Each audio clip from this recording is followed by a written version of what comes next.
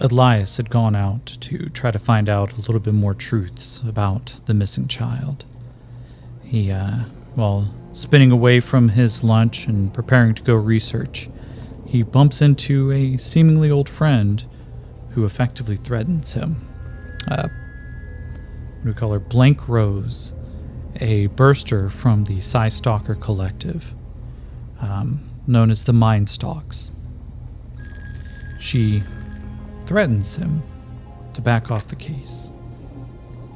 He doesn't seem too particularly disturbed, excuse me, but also there is an air about her, one of friendship and threat.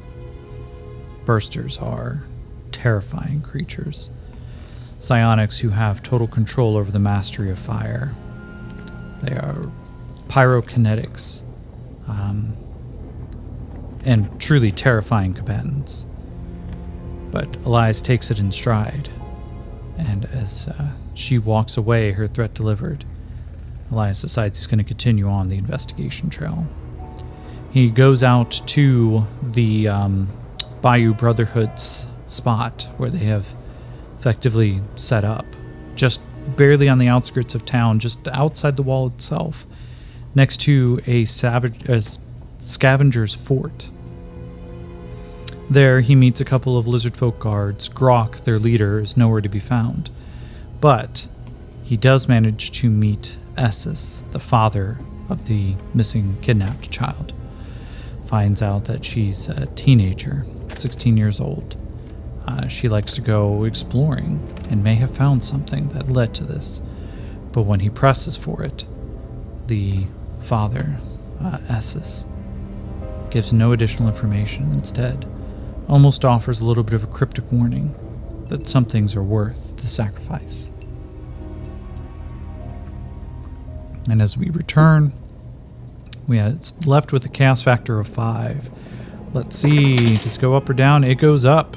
We now go to a chaos factor of 6. So we're going to test the scene. 2. So we're going to have another random event. Okay.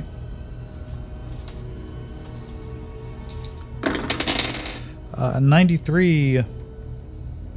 Current context. Okay, what does that mean? The current context is the event focus, which would mean the child, I think. I'm going to treat this as we're going to move closer towards one of the threads. Which thread? Yeah, the missing child. Okay.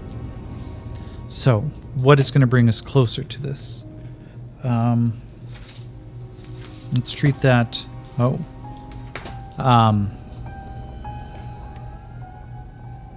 Okay. Is there an immediate threat in the area? Let's find out. 9 plus 5 plus 1 from the chaos factor is a 15. So yes, there's an immediate threat in the area. Okay. Damn. All right.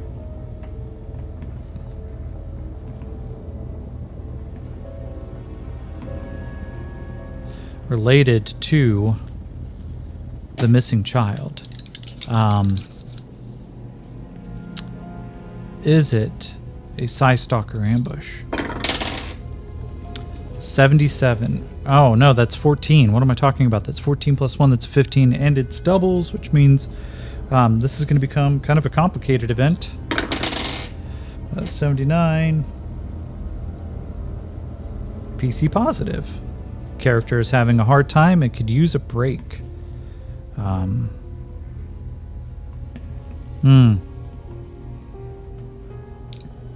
Okay.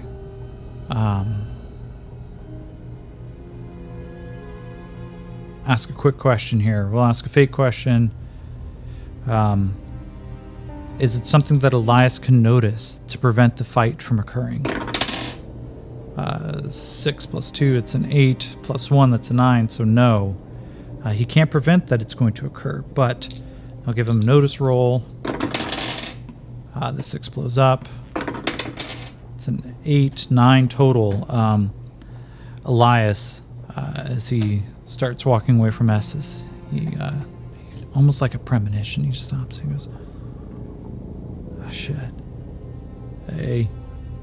He starts stepping back. He's like, "Somebody's out there. You guys okay?" The lizard folks turn. They start looking out like, "Hey, who's out there?" And music is not appropriate right now, because why would there be a telephone out here? A couple of the Psy Stalkers step out. These long blades in their hands, the almost albino white skin, decorated with what almost looks like tattoos. Some of them may be tattoos, others almost look like war paint. There's a cockiness to their attitude. And as they start to approach, they go, "We are here to negotiate. Are you capable of negotiation?" And one of them smiles, and his teeth have been filed to incredibly sharp points, almost akin to a shark. Lizard folks look between each other and goes, "You need to talk to Grok." And Estes steps forward. He goes, "I wish to negotiate for my daughter's release." Elias puts a hand out and goes, "Hey, wait, Estes. Hey. I think it's important that we recognize something here. One, you've walked into their territory, which puts you on not great footing, but we're not trying to devolve into bloodshed. And two, if we're going to do anything, we need signs of life before we negotiate. Okay? So I'm going to give him a persuasion roll. D4 -1, because he just starts off with -1. 4 and a 2. This is important.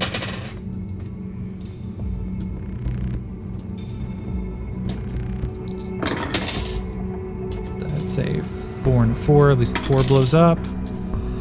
Oh, it blows up again. So it's now an 8 total. An 11 -1, so it's a 10. So it's with a raise. And one of the Psy Stalkers just smirks and goes, "Yes.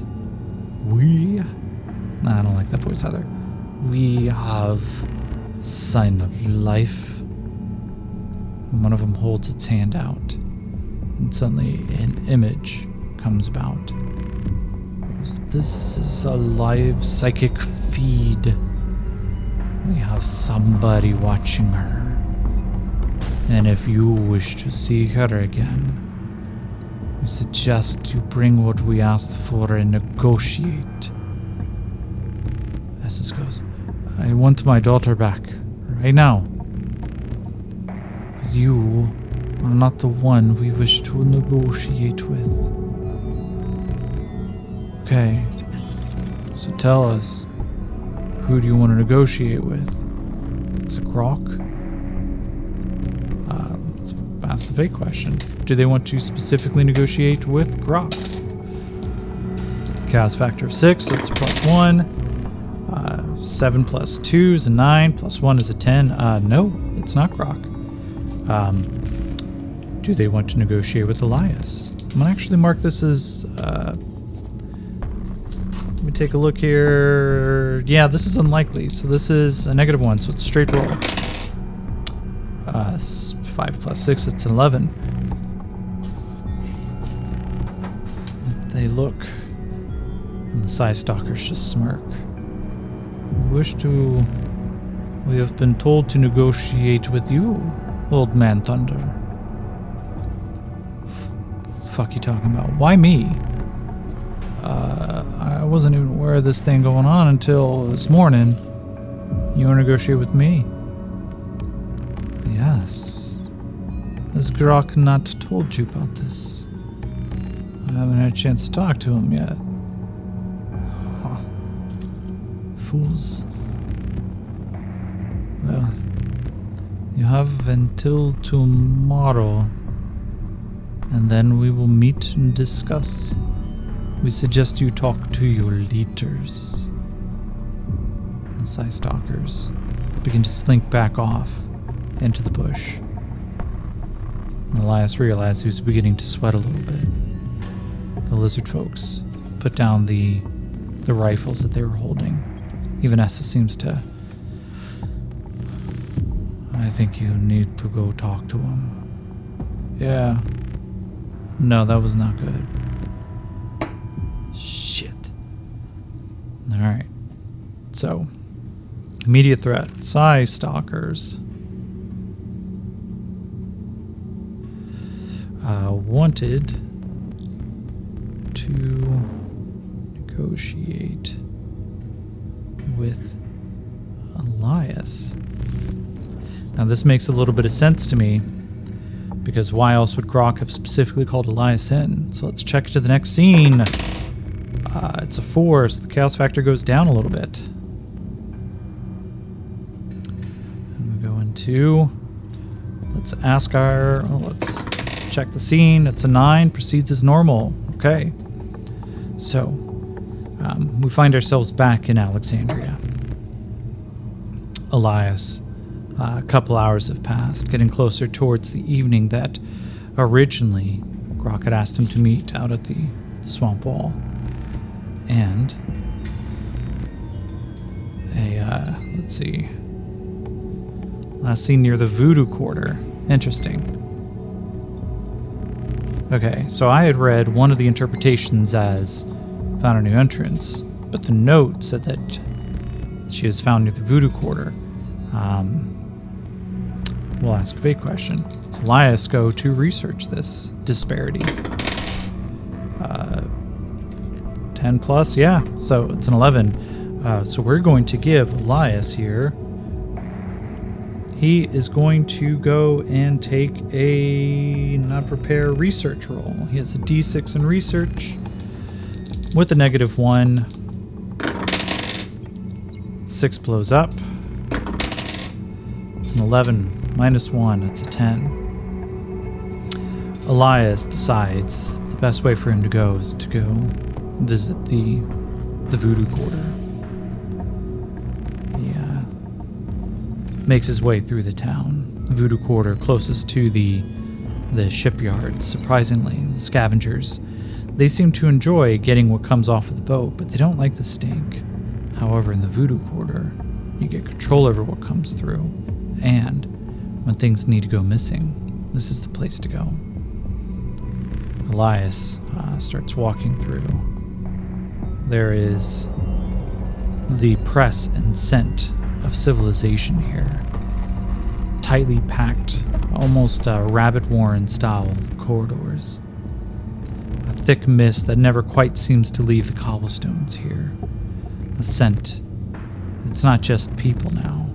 There's also wild animals. He walks by a section that looks like it is just a collection of chicken coops. Some of the coops themselves are full cages, and let's see here. Take a look. Factions. Glad I took all these, or made all these notes. There is a large group of humans and humanoid-looking. Some of the, what we would be considered the prettier races, closer in alignment to humans than some of the other slightly more monstrous-looking creatures. The humans that are here, a lot of them seem to be quite native, at least from the times before the rifts. A lot of them are darker skinned, with thick hair, adorned in just a wide arrangement of jewelry, and a lot of the jewelry looks very real. Despite the close quarters that makes up the Voodoo Quarter, there's a lot of money that comes through here. And Elias knows that money like this usually also comes with additional prices. He steps into one of the smaller shops. He starts looking around. We'll ask a fake question. Is this a shop that he normally gets information from? 5 plus 8? Yes. And with his research roll, he kind of looks up. Let's. You know what? We will just abbreviate the research roll. Let's give him, gets a 5. He starts paying his way through, trying to find bits and pieces of information. And it doesn't take too long. It does cost him a pretty penny. One particular group looking to find new animals to sacrifice for some form of hocus pocus that he doesn't even take the time to consider. They talk about clairvoyance. They talk about remote seeing. To him, that doesn't matter.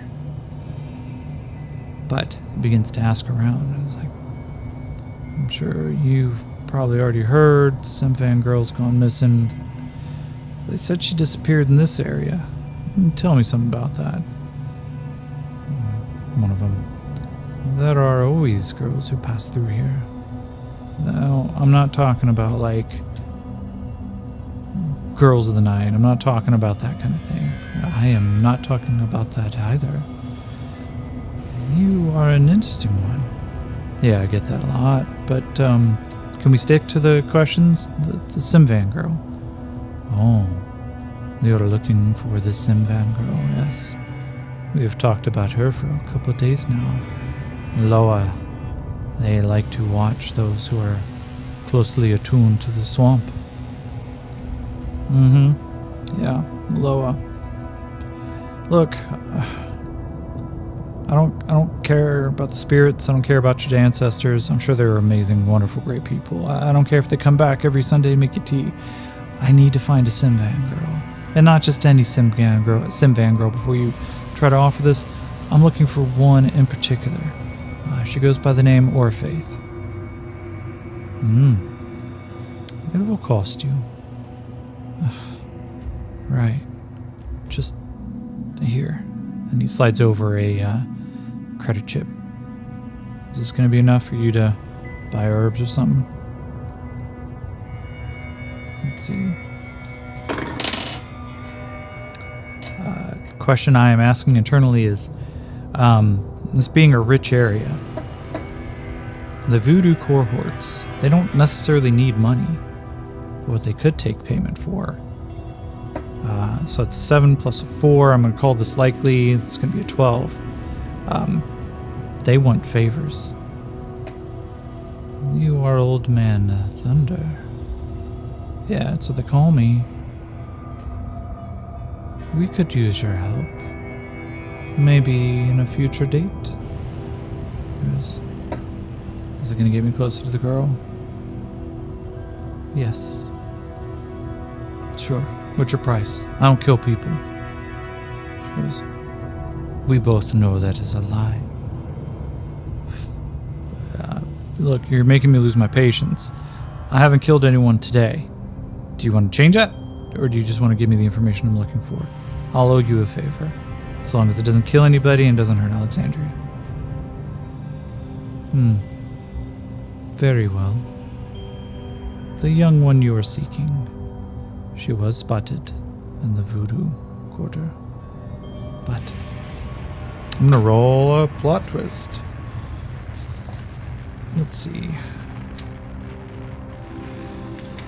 Plot twists. 79. Repeat. 17. Repeat delay. Repeat delay. Repeat delay. What does that mean? I think what that means... Repeat delay. Delay, I'm kind of interpreting it as distracted. Right? Something is causing Orfaith to miss an appointment. Okay, repeat delay. She has a standing appointment down here. She comes that every week. The sim van. They don't have the connection to the Loa, but they do have a connection to nature. Okay, so wait. You mean to tell me the missing sim van girl, or Faith? She was coming down to the Voodoo Quarter to learn something? So that's a fake question. Doubles, so it's 2 and 2, which means we're going into a random event. But that's a very definite no.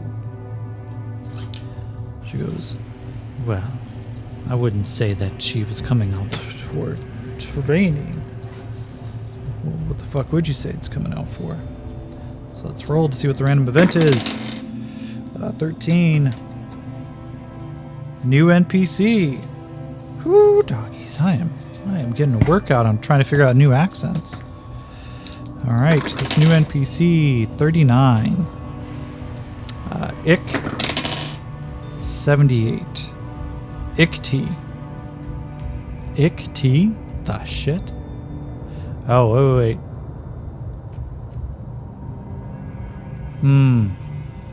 Ick-T. Is this one of the necromancers? 4 plus 8, that's... Yeah. That's 12. It's a necromancer. Oh, here we go. Is it one of the NPCs? One of the leaders?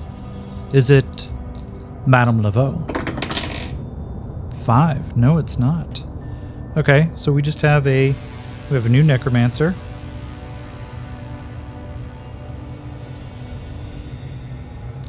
Who's about to interrupt this. Is this a necromancer running amok? 9 plus 4. It is. Okay. So, what I'm kind of reading this is this a necromancer? One of the powerful controllers of the undead, suddenly letting loose one of their undead creations in this portion of the town. Oh, shit. Okay. There is a sound of screams coming from outside, and a terrible cacophony. Suddenly,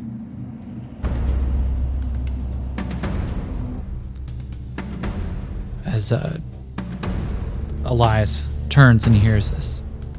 The fuck's that? You expecting friends? The young woman behind the counter just slowly disappears into the black back room. Looks and goes, fuck.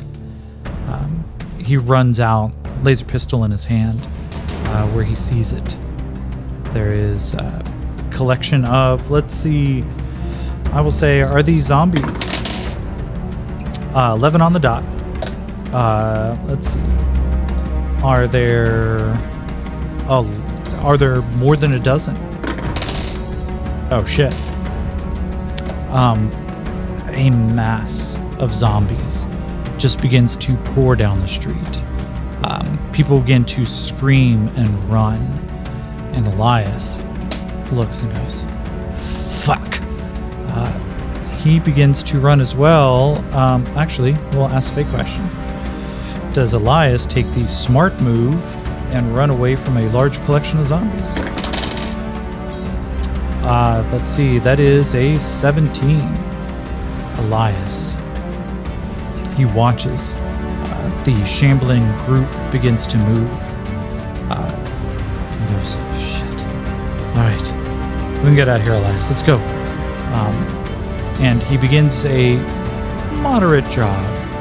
A chance to just kind of pace when he realizes, I'm not gaining ground. Oh, fuck me. Why does it have to be fast zombies? As suddenly, the entire horde of them begins to come like a tidal wave of decaying flesh. The gnashing of teeth just begin to churn. People trip and fall, and suddenly there is blood-curdling screams. Elias pulls his sidearm. He looks back. Fuck. And he just begins to run.